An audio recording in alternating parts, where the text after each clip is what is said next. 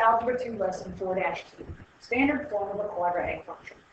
In our last lesson, we worked with quadratic functions written in vertex form, and today we will use standard form. So the standard form of quadratic function is f of x, or y, equals ax squared plus bx plus c, where a cannot equal 0.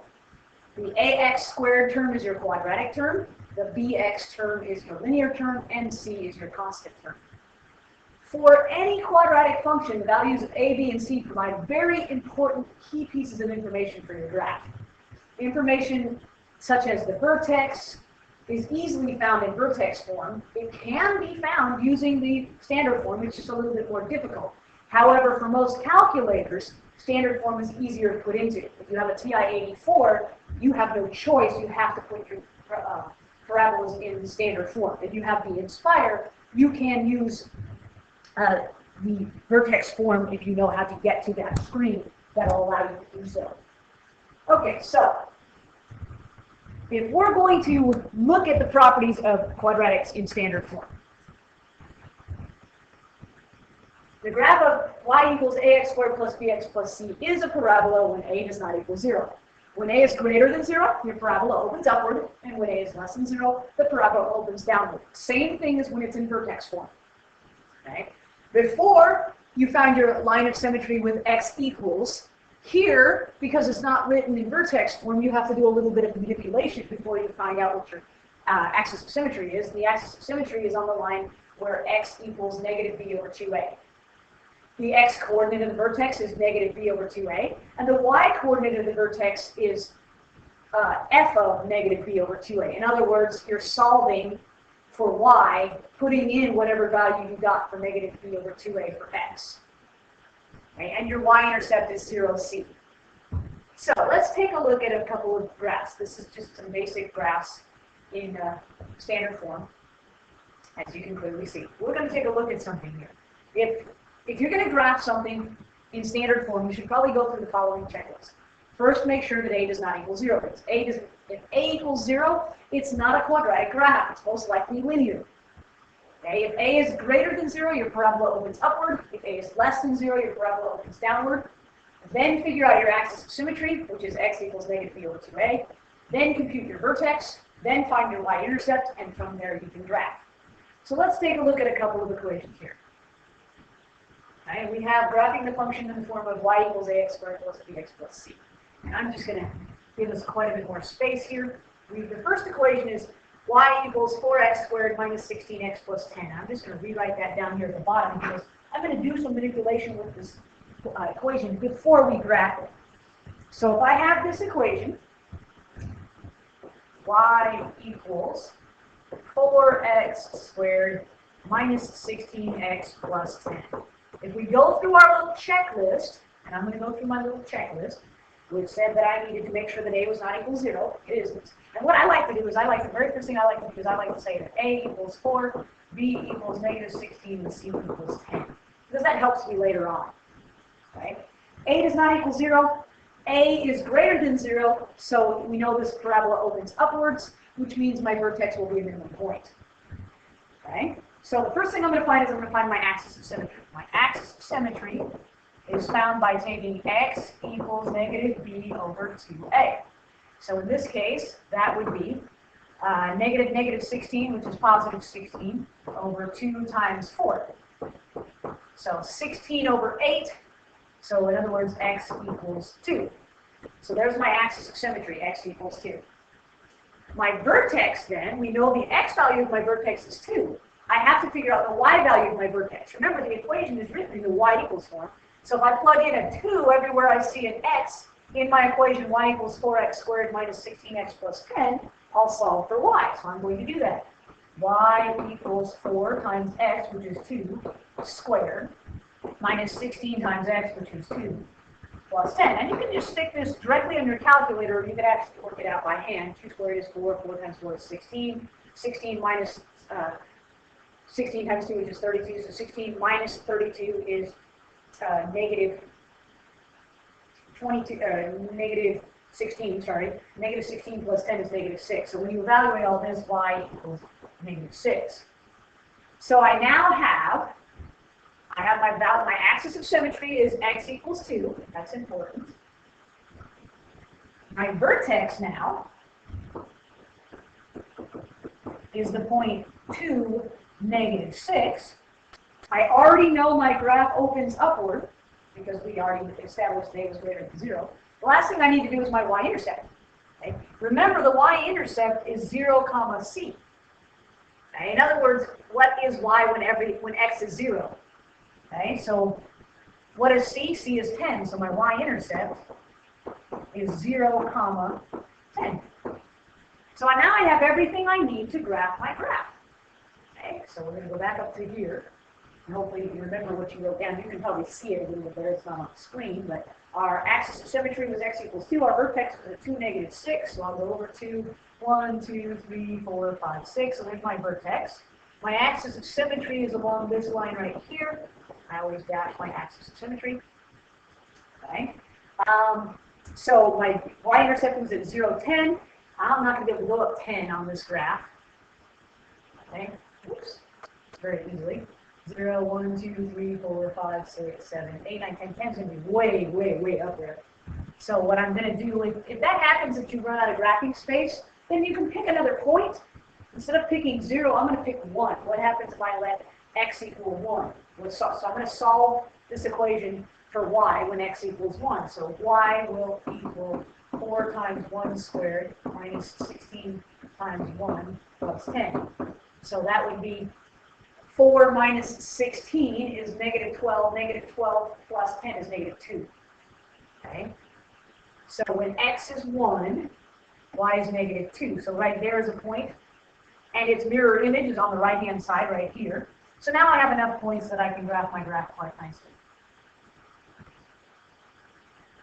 And of course, we should label it. Label your x and y axis, and label your equation. Y equals 4x squared minus 16x minus 10. And I'm leaving that in there. There we go.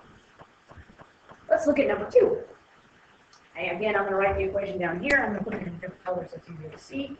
So we have y equals negative 2x squared plus 2x minus 5. So I'm going to go through that same checklist. A is not equal to 0. Okay, in this case, A is negative 2, B is positive 2, C is negative 5. So I'm going to do my axis of symmetry. I already know it opens downward because A is less than 0, so it opens downward. Okay. So I know my vertex is going to be a maximum point this time. So my axis of symmetry is x equals negative b over 2a. Okay, so in this case, it's going to be negative 2 over 2 times negative 2. So that's going to be 1/2. So my axis of symmetry is at x equals 1/2. Now I need to find my vertex. To find my vertex, I'm going to plug in to the equation y equals negative 2x squared plus 2x minus 5. Every time I see an x, I'm going to put 1/2. So y is going to equal negative 2 times 1/2 squared plus 2 times 1/2 minus 5. And I would suggest doing that on your calculator so you don't make a mistake, especially with the fractions. So when you plug all that into your calculator, you will get negative 4.5. So y equals negative 4.5. So my vertex then is 1/2, comma, negative 4.5. So I have my axis of symmetry, I have my vertex, I now need my y-intercept, okay, which my y-intercept is 0, comma, c. So my y-intercept then is 0, comma, negative 5. So now I have everything I need so I can graph this graph. Okay. And personally, since I know this opens downward, if I were you, if you were given the chance to change where you put your x and y axis, I'm going to do that right now. I'm going to actually do my x and y axis in red. I'm going to leave my y axis where it is, but I'm going to change and put my x axis like here. So we're going to pretend that this guy doesn't exist. Pretend that x axis doesn't exist, and what the actual x and y axes are literally my red lines here, or I'll just put them pink real quick. These are my x and y axis, right here. Okay. So there's my x and y axis, not so straight.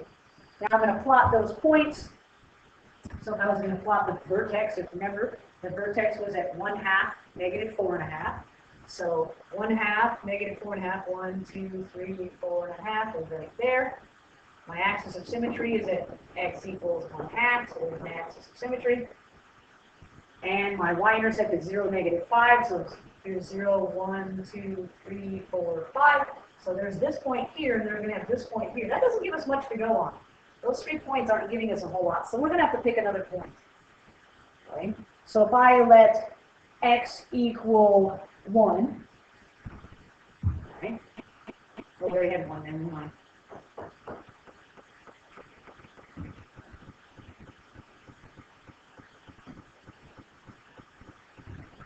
Since I already have a point at 1, I have to use something else. I'm going to use 2. So if I use x equals 2, I'm going to just really quickly solve this. If x equals 2, y equals negative 2 times 2 squared plus 2 times 2 minus 5. And when I evaluate that, I find that y equals negative 9. Okay? So when x equals 2, y equals negative 9. So now I can plot that point. So here's 2. 1, 2, 3, 4, 5, 6, 7, 8, 9 is here. That's 1.5 units away from my axis of symmetry, so there's 1.5 units. Now I can see where the curve is going a little bit better, and I can draw my graph, my smooth curve, and I can label my equation. Y equals negative 2x squared plus 2x plus 5. Okay. Now, it is really, really helpful if you can convert between vertex form and standard form and vertex form. Excuse me. Being able to manipulate going back and forth between the two forms is really important. So, if you want to take something in standard form and convert it to vertex form, you have to find the vertex first. This gives you the values for h and k, and the value for a is the same for both forms, so from that you can write the equation. So if I gave you the equation, y equals 2x squared minus 3x plus 2, and asked you to write it in vertex form, the first thing I'm going to do is I'm going to figure out what my a, b, and c is. A here is 2, b here is negative 3, c is 2. Okay? Since x equals negative b over 2a, and x is the same as, remember, x is the x value of my vertex, which is h, and y is the y value of my vertex, which is k. So once I find those two values, I pretty much have most of my equation. So the first thing I'm going to do here is I'm going to do x equals negative b over 2a. So negative b is going to be negative 3, which is positive 3 over 2 times 2. So that's going to be 3/4. Okay? So x equals 3/4. Now to find y, I'm just going to plug it into my equation.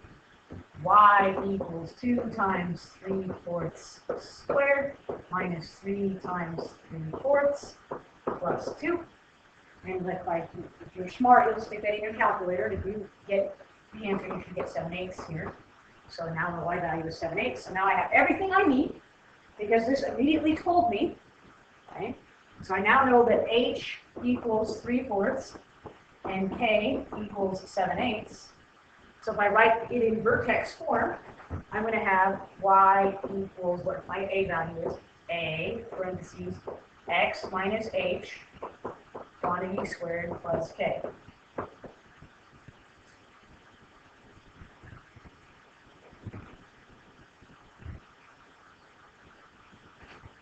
All right, let's look at number 2. Same thing. We're going to change this to vertex form, so we have to figure out what the vertex is. So a equals negative 1, b equals 4, and c equals negative 5. So I now am going to do my x value of my vertex, so x equals negative b over 2a, which is negative 4 over 2 times negative 1, which is negative 4 over 2, or negative 4 over negative 2, which is just 2. So my h value of my vertex is 2.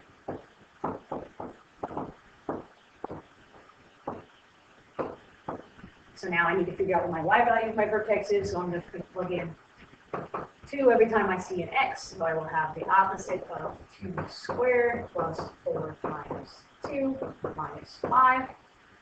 When I evaluate that, I get y equals negative 1. So the K value of my vertex is -1. So now that I know what H and K and A are, I can stick this really quickly into the vertex form of the equation. So y equals -1 parentheses x minus 2 quantity squared minus 1. All right, last but not least, let's apply. You might say, what in the world are these quadratic graphs good for? Well, in the world of business, you'll do more of these types of questions than any other type of question. It says a model for the performance of a stock P equals -3B squared plus 50B, where B represents the days of trading and P is the price per share. What is the maximum price per share of stock? Well, I already know that if my equation P equals -3B squared plus 50B, A is less than 0, so it opens down. Which means my vertex is a maximum point. So all I have to do now is find my vertex, and once I've found my vertex, I can solve for y. Actually, I just need to find the y value of my vertex, and that's going to tell me what the maximum price of my stock is. So, first thing I'm going to do is I'm going to figure out what the x value of my vertex is. So x equals -b over 2a. So that would be, there is no b term. Okay. Oh wait, yes it is, because this is a b right here. There we go. That was better. -50 over 2 times -3. So we get -50 over 6, which if you reduce that is -25 over 3. So that's the x value of my vertex. I need the y value of my vertex. Actually, it's negative over negative, so that has to be positive. So I need the y value of my vertex, so I'm just going to simply plug in 25/3 into my original equation. So P equals -3 times 25/3 squared plus 50 times 25/3. And when you do that, y equals, stick that on your calculator, you're going to get 208.333 repeating. Since we're talking money, we just need to take this to the nearest hundredth because it's dollars. So, P, my profit is going to be, the max value of my stock is going to be $208.33. This is the standard form of a quadratic function.